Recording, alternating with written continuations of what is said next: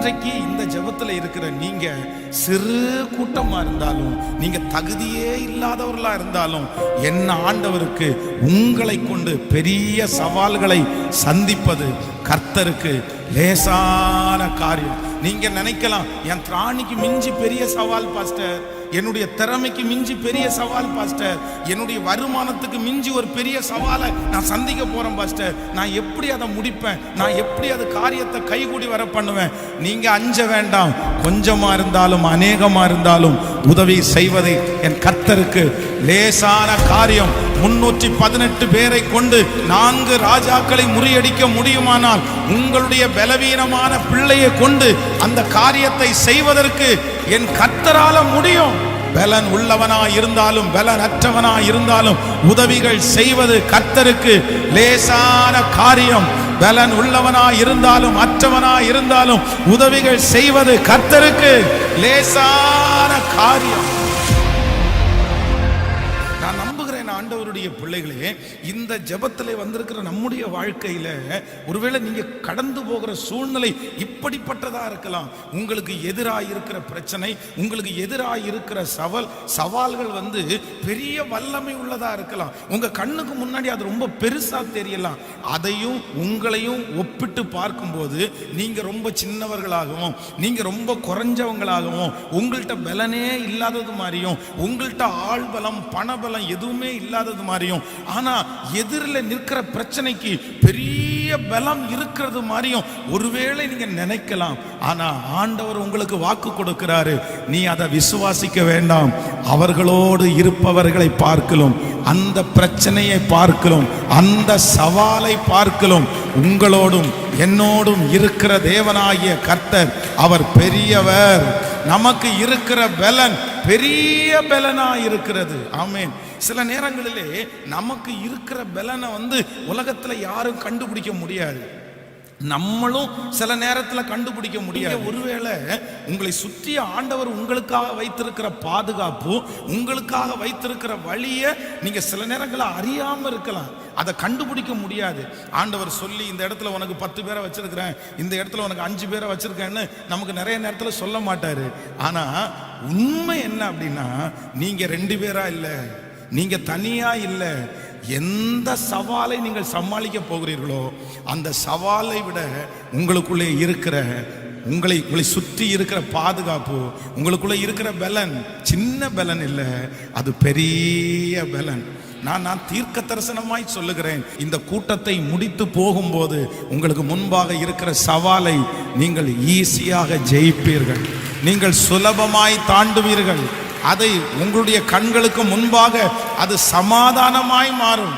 ஏன் அப்படின்னா உங்களோடு கூட இருக்கிறது தேவ பலன், உங்களோடு கூட இருக்கிறது. ஆமென். உங்களை பார்த்து நிறைய பேர் கேட்கலாம், உங்களிடத்துல என்ன இருக்குது, உனக்கு யார் இருக்கா, உனக்கு எந்த சொந்தக்காரருக்கு இருக்காங்க, எனக்கு இருக்கிற பலனை நான் காமிக்கவா, எனக்கு இருக்கிற திறமையை நான் காமிக்கவா, எனக்கு இருக்கிற ஆள் பலம் என்னன்னு உனக்கு தெரியுமா, எனக்கு இருக்கிற மனுஷ பலம் என்னன்னு தெரியுமா?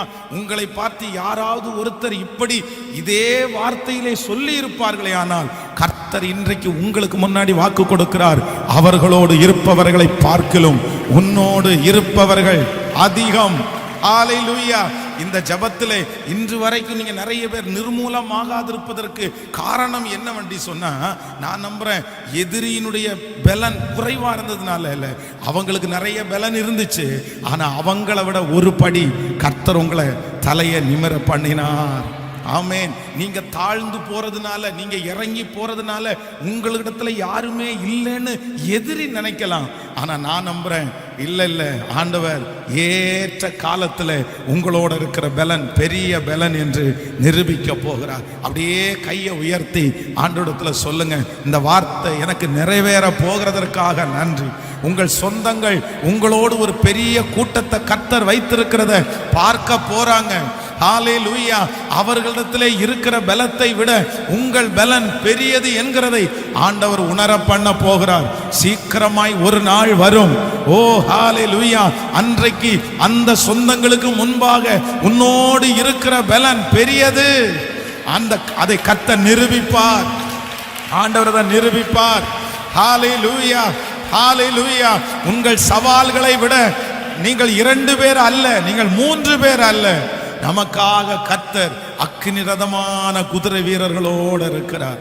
ஆமென் சொல்லுங்கள். அப்போ ஆண்டவருடைய பிள்ளைகள், இன்றைக்கு இந்த ஜெபத்துல இருக்கிற நீங்க சிறு கூட்டமா இருந்தாலும், நீங்க தகுதியே இல்லாதவர்களா இருந்தாலும், என்ன ஆண்டவருக்கு உங்களை கொண்டு பெரிய சவால்களை சந்திப்பது கர்த்தருக்கு லேசான காரியம்.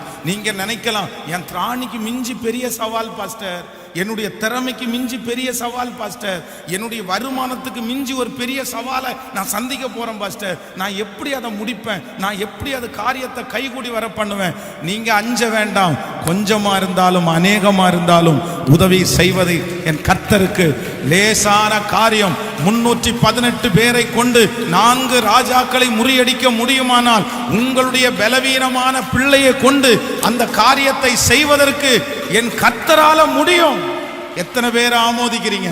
கையை உயர்த்தி சொல்லுங்க, ஆண்டவரே ஆபிரகாமின் தேவன் என் தேவன். சொல்லுங்க, ஆபிரகாமின் தேவன். ஹல்லேலூயா. ஆபிரகாமின் தேவன் பலன் உள்ளவனா இருந்தாலும் பலன் அற்றவனா இருந்தாலும் உதவிகள் செய்வது கர்த்தருக்கு லேசான காரியம். பலன் உள்ளவனா இருந்தாலும் அற்றவனா இருந்தாலும் உதவிகள் செய்வது கர்த்தருக்கு லேசான காரியம். ஆமென் சொல்லுங்கள். 318 பேரை கொண்டு ராஜாக்களையே முறியடித்த கர்த்தர். நீங்க அது மட்டும் இல்ல, தாவீதுனுடைய மகனை குறித்து நீங்கள் வாசிக்கும் போது, சாமுவேல்ல வாசிக்கும் போது வேதம் சொல்லுது, அங்கேயும் அப்படிதான், அவனும் அவனுடைய ஆயுததாரியும் மட்டும்தான் இருக்கிறாங்க. 2 பேர் தான். இப்போ அந்த யோனத்தானுடைய ஆயுததாரி, அதுவும் பைபிள் சொல்லும் போது அந்த யுத்தத்தை அவங்க ஆரம்பிக்கும் போது சவுலுடைய கையிலையும் யோனத்தானுடைய கையிலையும், இவங்க 2 பேருடைய கையில மட்டும்தான் பட்டயம் இருக்குது, வேற யாருடைய கையிலையும் பட்டயம் இல்லை. ஆனா எதிராய் நிற்கிற கூட்டம் மகா பெரிய கூட்டம், ஒரு மலையின் மேல திரளான கூட்டம் நடக்குது. அப்பதான் யோனத்தான் தன்னுடைய வேலைக்காரனை கூப்பிட்டு சொல்றாரு, வா நம்ம அந்த தனயத்திற்கு போவோம், வா கர்த்தர் ஏதாவது நமக்கு செய்வாரு. அப்ப அந்த வேலைக்காரர் சொல்றாரு, சரி போலான்னு சொல்லி 2 பேர் தான் போறாங்க. 2 பேரு அவ்வளோ பெரிய கூட்டம். ஆனா வேதம் சொல்லுது, எதிரிகள் தங்களுக்குள் வெட்டுண்டு மடிய செய்தார். ஒரே பட்டயம், 2 பேரு. ஆனா யுத்தத்தை முடிச்சிட்டு வரும்போது வேதம் சொல்லுது, பெரிய ஆர்ப்பரிப்பின் சத்தம். அப்போ நான் நம்புறேன், உங்கள்கிட்ட இருக்கிறத வச்சு நீங்க ஒண்ணுமே கணக்கு போட வேண்டாம்.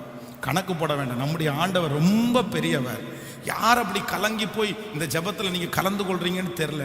நீங்க எங்கிருந்து இந்த சத்தத்தை கேட்டாலும் நான் நம்புறேன், ஆண்டவர் இன்னைக்கு வாக்கு கொடுக்கிறாரு, உன்னிடத்துல இருக்கிற கொஞ்சம் அல்ல, தேவனிடத்துல இருக்கிற நிறைவு ரொம்ப பெருசு. ஆமென் ஹல்லேலூயா. உங்களுக்கு முன்பாக சவால்கள் இருக்கும்போது, தேவைகள் இருக்கும்போது, ஒரு நாளும் உங்களை நீங்க பார்க்கவே பார்க்காதீங்க. உங்களை பார்த்துட்டீங்க அப்படின்னு சொன்னா கண்டிப்பா நீங்க விழுந்துருவீங்க. அதுதான் வேதம் சொல்கிறது, உலகத்தில் இருக்கிறவனை விட உனக்குள்ளே இருக்கிற இயேசு அவர் பெரியவர். சிஸ்டர், உங்க பிள்ளை ஒருவேளை இன்னைக்கு சாதாரணமான ஆளா இருக்கலாம், உங்க மகள் ஒரு சாதாரணமான ஆளா இருக்கலாம், நீங்க சாதாரணமான ஆளா இருக்கலாம். ஆனா உங்களுக்கு முன்பாக வைத்திருக்கிற சவாலை ஜெயிப்பதற்கு நீங்க உங்களை பார்க்க வேண்டிய அவசியம் இல்லை. உங்களுக்குள்ள ஒருத்தர் இருக்கிறாரு, உங்களுக்குள்ள ஒருத்தர் வாழ்கிறார், உங்க பிள்ளைகளுக்குள்ள ஒருத்தர் வாழ்கிறார். நீங்களும் நானும் ஆராதிக்கிற தேவன் அவர் மகா பெரியவர். அவருக்கு அந்த சவால் பெரிய விஷயமே இல்லை. நீங்க ஒருவேளை நிறைய பேர் சோர்ந்து போய் கூட வந்திருக்கலாம். உங்களை பார்த்து என் சம்பளத்தை, உங்க சம்பளத்தை கையில வச்சுட்டு, நான் இவ்வளவுதானே சம்பளம் வாங்குறேன், எனக்கு மாசம் இவ்வளவுதானே வருமானம் வருது, நான் எப்படி அதை செய்ய போறேன், நான் அதை எப்படி பண்ண முடியும், இல்லை என்னுடைய படிப்பு, உங்களுடைய சர்டிஃபிகேட்டை கையில எடுத்து வச்சுட்டு இந்த படிப்புகள்லாம் என்ன எதிர்காலம் வரப்போகுது. உண்மையிலே அப்படிப்பட்ட சூழ்நிலையில யாரோ ஒருத்தர் இந்த சத்தத்தை கேட்கலாம். ஆனா ஆண்டவர் சொல்றாரு, ஒரு நாள் நீங்க யாரை பார்க்க வேண்டாம்னா உங்களை பார்க்கவே வேண்டாம். நீங்கள் பலவீனமானவர்கள், நீங்க படிப்புல ரொம்ப குறைவு, உங்களுக்கு ஞானம் குறைவு. ஆனா நான் ஆராதிக்கிற இயேசு ரொம்ப பெரியவர், ரொம்ப பெரியவர். எத்தனை பேர் ஆமோதிக்கிறீங்க? அவருக்கு ஒத்த தேவன் உலகத்துல ஒருவருமே இல்லை. ஹல்லேலூயா. நான் இந்த ஊழியத்திற்கு வருவதற்கு முன்பாக நிறைய நாட்களில் பார்த்தீங்க அப்படின்னா என்னை பார்த்து ஓரமாக ஒதுங்கி போயிருக்கிறேன். எல்லாருக்கும் முன்னாடி நிற்கும் போது கொஞ்சம் வெக்கமாக இருக்கும். அதுவும் கொஞ்சம் வசதி உள்ளவங்களை பார்த்தா வெக்கமாக இருக்கும். சே, அவங்க முன்னாடி நம்ம நிற்கிறதுக்கு நம்ம தகுதி இல்லை, நம்ம ட்ரெஸ் நல்லா இல்லை, நம்முடைய பேண்ட்டு நல்லா இல்லை, நம்முடைய தோற்றம் நல்லா இல்லை, நம்ம அந்த அளவுக்கு நம்ம படிக்கல, அதனால எங்க போனாலும் பார்த்தீங்க அப்படின்னா ஒதுங்கி ஒதுங்கி தான் நிற்பேன். ஏன் அப்படின்னா என்னையே பார்ப்பேன் நான். சரி, நம்ம அழகா இல்லை அப்படின்னு நமக்கு தெரியும். நம்ம நல்லா ட்ரெஸ் பண்ணலை, எல்லாரும் வந்து நல்லா அழகாக ட்ரெஸ் பண்ணும்போது நம்ம நல்லா ட்ரெஸ் பண்ணலைன்ற அந்த கான்ஃபிடென்ட் இல்லைன்னா நம்ம ஒதுங்கி ஒதுங்கி போயிடுவோம் பாருங்களேன், அவங்க தப்பாக நினச்சிருவாங்களோ அப்படின்னு.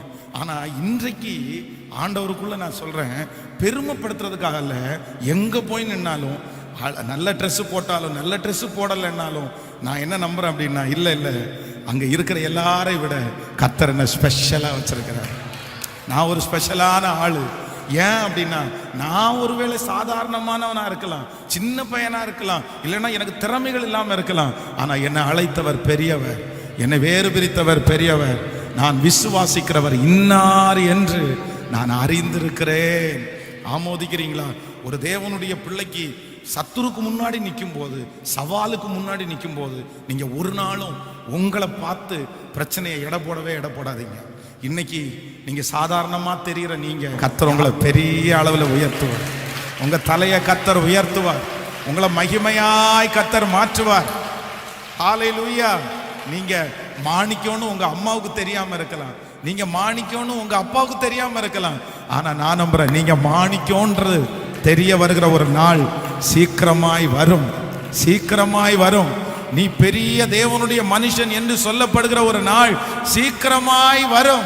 கைகளை உயர்த்தி சொல்லலாம், ஆண்டவரே நான் ஒரு நாள் என்ன பார்க்க மாட்டேன். ஹல்லேலூயா. உங்களை பார்த்து பார்த்து சோர்ந்து போய் வந்திருக்கலாம்.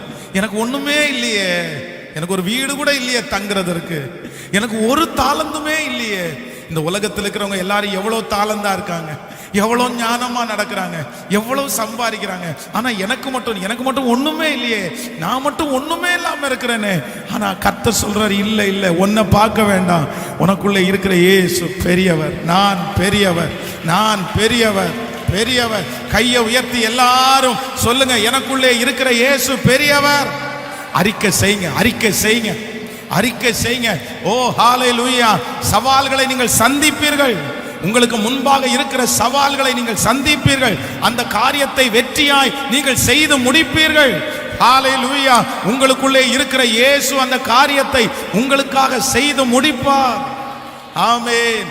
சவால்கள் சந்தித்திட, உலகத்தில் ஜெயம் எடுக்க, சவால்கள் சந்தித்திட,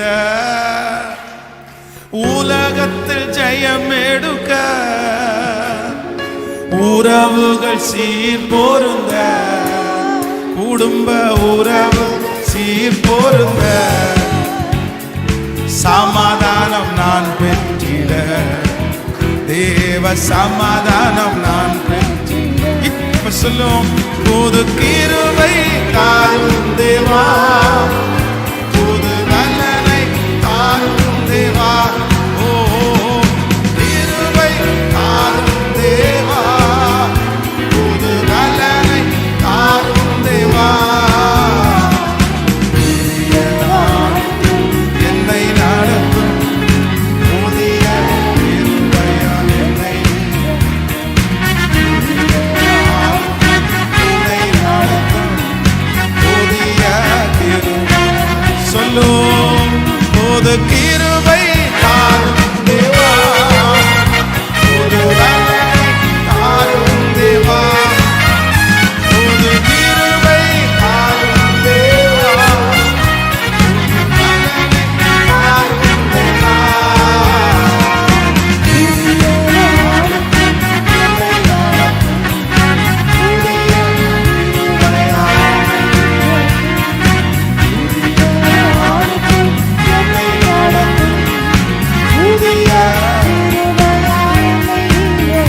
இயேசு பெரியவர், என் பலத்தை விட இயேசு பெரியவர், என் பிரச்சனையை விட இயேசு பெரியவர்,